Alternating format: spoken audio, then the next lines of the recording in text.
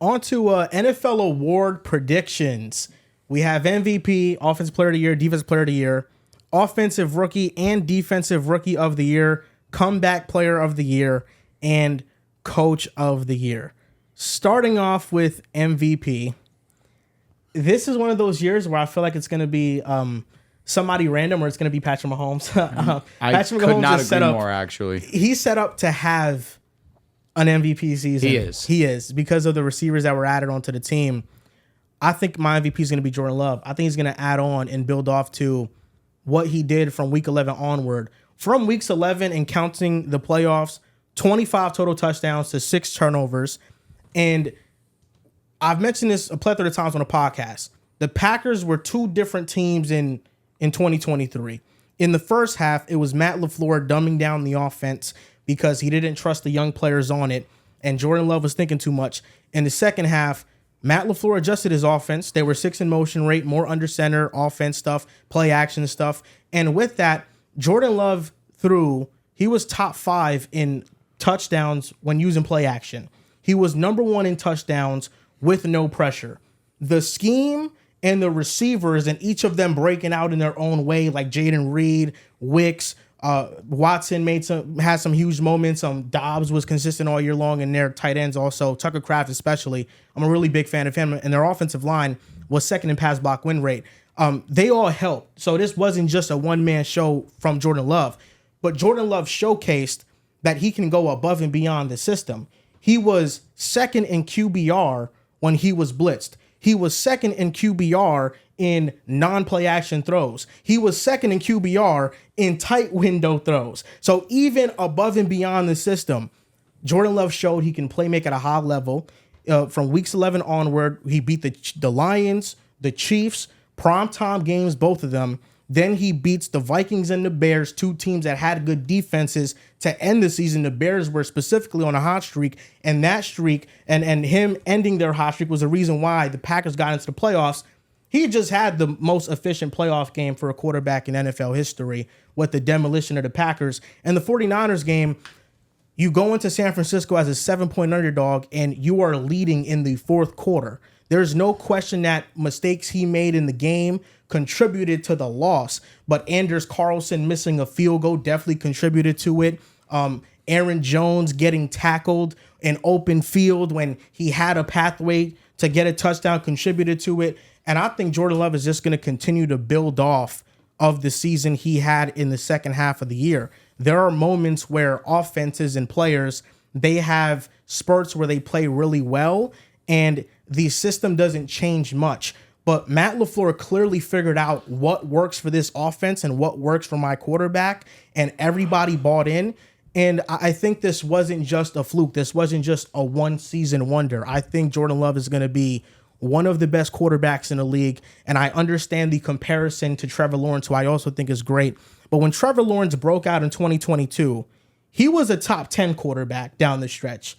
When Jordan Love broke out this past year, he was the best quarterback in the league down the stretch. When you look by the numbers, he was number 1. I know Mahomes is always number 1, even despite the statistics. But Jordan Love played no less than a top 3 quarterback, and the talent he has, I think he's one of the upper echelon elite guys. And I'm going with Jordan Love as my MVP. And I'll let y'all give your MVP picks before I give my dark horse sleeper pick, because the odds are very juicy for me. Who we got next? Me? I could go if you guys want. Go for it. So, I mentioned earlier when I spoke about my NFL awards that I had some caveats, and it all stems really primarily at the MVP spot. I say that where I believe the winner will be a member of the 2020 draft class, whether that's Burrow, Herbert, Jordan Love, Tua, or Jalen Hurts. My favorite to win. Oh, yeah, no doubt. Because these are the greatest, some of the best quarterbacks in the league. But at the same time, it kind of adds to the idea that I've been trying to preach. This 2020 draft class is all-time great. The fact that you have 5 quarterbacks that came out of there, all of them are all of them have already become legit starters. Some of the highest paid quarterbacks in NFL history. Some of them have led the league in passing yards. Some of them have won playoff games. They've all been able to accomplish something in their tenure in the National Football League since 2020 and since entering the league in 2020. But there's a path for each of them to win MVP. You look at Joe Burrow. He's already had a season where he's thrown for almost 5,000 passing yards. If he goes and he leads the Bengals to the top spot of the AFC North, throws for over 30 touchdowns, throws for almost 5,000 yards, especially with the lackluster defense that I believe that the Cincinnati Bengals will have, that's an MVP case right there. If Justin Herbert goes out there and gives you the performance that he showed you in year 2, well, of course, I don't think that that'd be as realistic because of the receiving options that he has. And, of course, Greg Roman being primarily a rushing type of offensive coordinator. But if he goes out there and now we're talking about the Chargers as a legitimate threat to the Super Bowl or a legitimate threat to the top spot of the AFC West, what we feel is untouchable, Justin Herbert has a case for it. I think he would be at the bottom of my list if I had to say, but there is a path where he can be an MVP candidate. Of course, Jordan Love, you mentioned it. That probably, him and Jalen Hurts would be my 2 favorites to win it. If I had to pick one, I would go with Jalen Hurts just because I think there's an easier path for the Eagles to fight for that top spot in the NFC, fight for that top spot in his division, but also understanding that Jordan Love, down the stretch, you already gave off all the statistics, so I won't sound like a parrot, but he was unbelievably efficient and safe with the football comparatively to the first 8 weeks of the season. That first 8 weeks of the season, there were moments where you saw the flashes of what he could be, but then the last 8 games of the season, or first 11, the last 8 to 9 games of the season, Jordan Love put it all together. Matt LaFleur and him executed a flawless offense, and this is while also having the youngest group of players with youngest group of collection of wide receivers and running backs. The fact that Jaden Reed was a rookie, the fact that Dontavian Wicks was a rookie, obviously Romeo Doubs, I believe that was year 2, Christian Watson year two, but Christian Watson gets banged up, but it doesn't miss a beat because now Jaden Reed steps up. Now we know, and we're talking about Dontavian Wicks.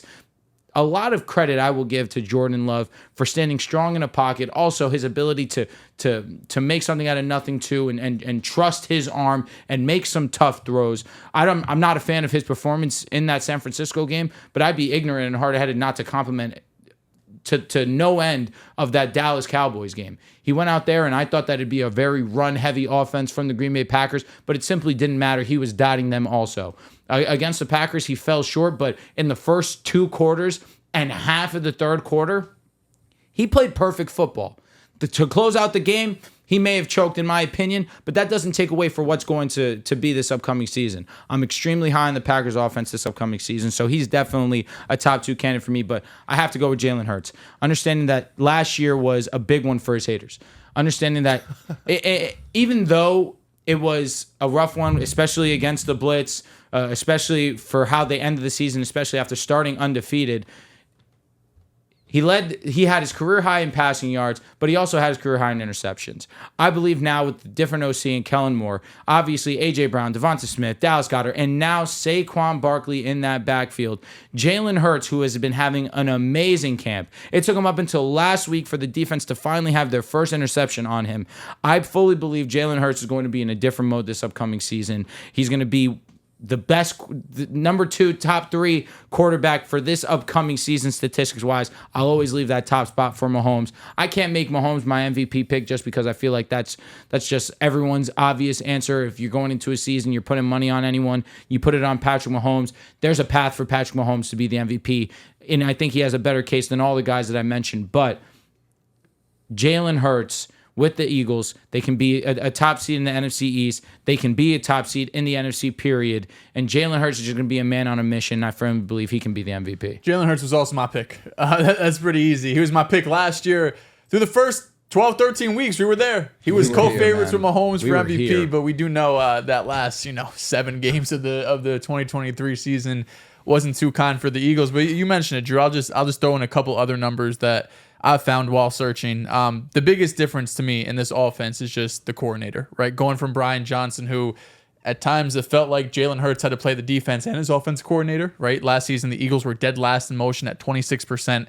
They were the only team in the NFL under 30% and the only team among the bottom 6 teams in the league to make the playoffs and be that low in motion. Last season with the Chargers, Kellen Moore ran motion on nearly 60% of plays, which was sixth most in the NFL. When he's had a healthy quarterback, Justin Herbert, his time with Dak Prescott and the Dallas Cowboys, he's had top offenses in the league. You look at the Eagles, they have the 9th easiest schedule entering this season. The division, I think, is probably as weak as it's been over the last couple of seasons. When you think of Dallas last year, the Giants the year before, at least under this Jalen Hurts, superstar level of quarterback. So I think there's a world they can still compete for the number 1 seed in the NFC.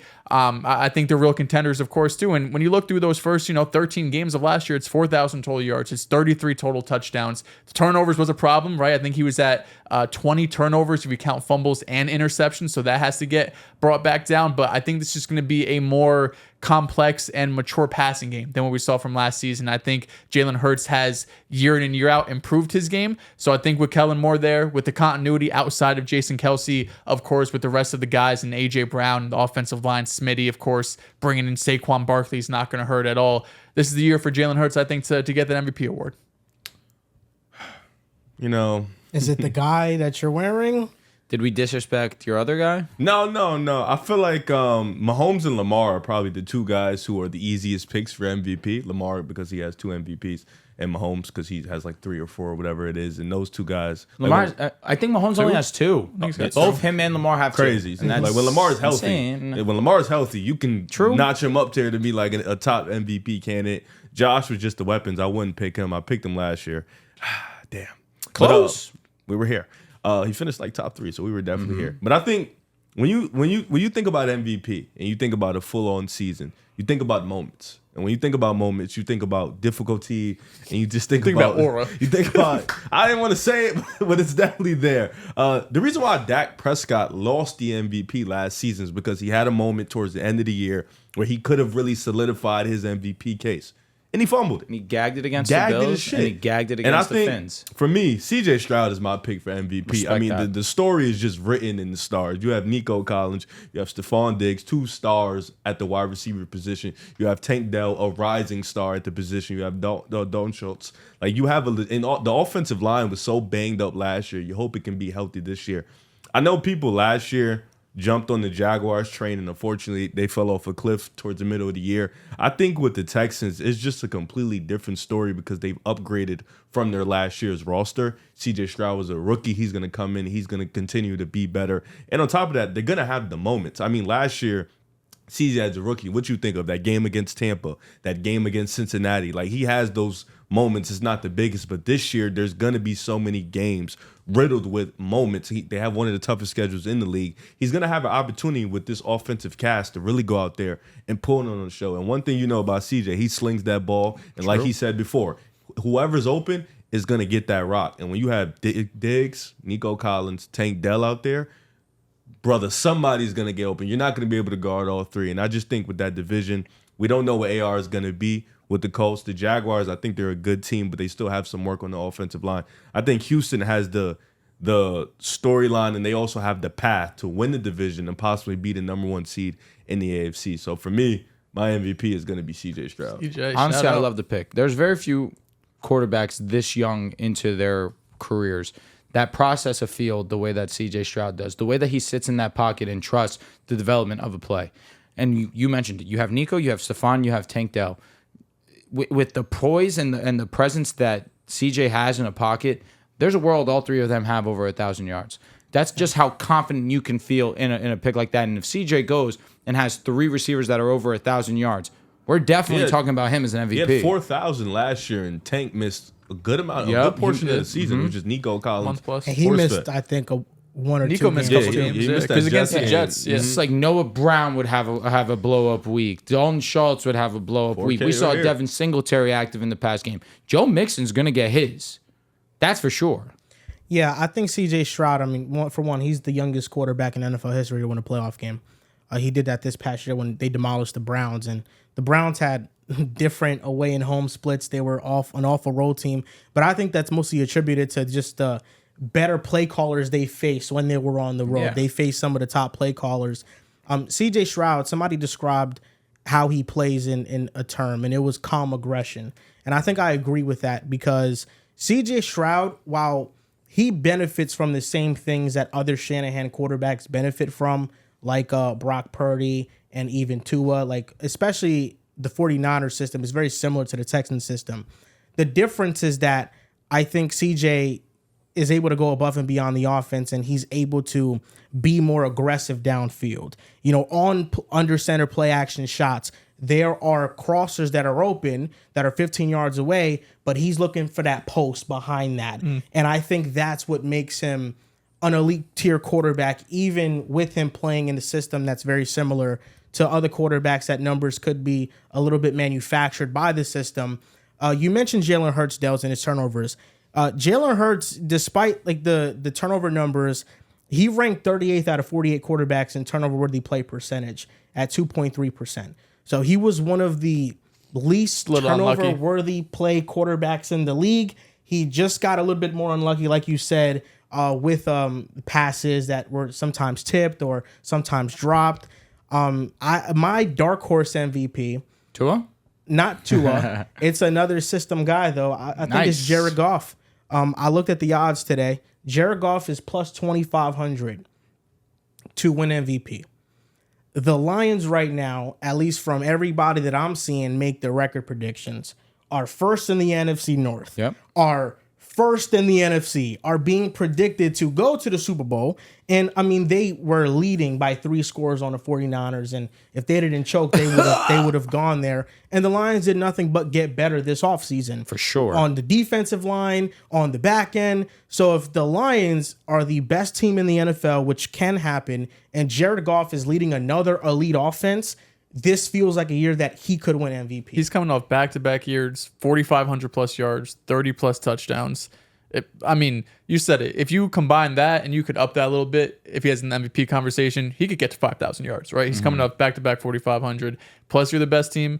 One thing I'll say about CJ Stroud, how you do it really matters. Like, we're laughing kind of at the aura and everything like that, but when you look at the best players in the league, LeBron in the NBA, Mahomes in the NFL, they should really win it every single year. But almost every year when they don't win it, every once in a while, right, there's another player who comes up who just dazzles, right, and just shocks you, whether it's Westbrook triple doubles, whether it's Harden averaging 36 points per game, whether it's Lamar Jackson in 2019 bursting onto the scene, 36 touchdowns. How you do it matters. So, of course, we know CJ Stroud last year was even faking the MVP conversation. I remember having DJ up on here discussing that. But if he's able to come out again this year and he, which I think is very possible, number 1 seed in the AFC, 5,000 passing yards, all of that is within the cards, and he has that swagger to him with those receivers. It's going to be one of not only the most prolific offenses, but from a name value perspective, I don't know if there's another team in the NFL who has as much name value as the Houston Texans. And they're being in Houston, of course, it's been a while since they've been on top of the map with Deshaun, but they kind of have that swagger to them that propels CJ over some guys who are going to have similar numbers. Guys with name value, the Miami Dolphins. That's kind of where I go to. And I think about... CJ just got more name value than Tua. He's just better. I thought you meant team-wise. Yeah, well, I was saying just offense as a whole. Oh, yeah. I still feel pretty confident that, CJ's definitely got a little bit more pop than Tua for sure because he flashed this great in year 1. And obviously, people would favor CJ Stroud over Tua right now, and I don't disagree with that at all. But you want to talk about name value in an offense. You have Tyreek Hill, arguably the best receiver in football. Jalen Waddle was the... Waddle's starting to scare me, man. He hasn't practiced in 3 weeks. Yeah. He's still he was on practice day in a red non-contact jersey with a sleeve on his calf. We know all the injury stuff he had last year. I hope OBJ's on the pup too. I'll say this. If Miami finds a way to walk in 8-2, 8-3, whatever it is before that 6-game stretch, that's what they'll be. Yeah, Tua's having a great season. And they walk out of that bitch 4-2. Yes, you are going to seriously think about Tua being the MVP. If he plays great, my foot. No, if he plays great in those 6, well, at least in the 4 wins, fuck the 2 losses. If he plays great in those 4 wins in those 6 games, you definitely gonna have to think about, damn, we might really have to give Tua the MVP.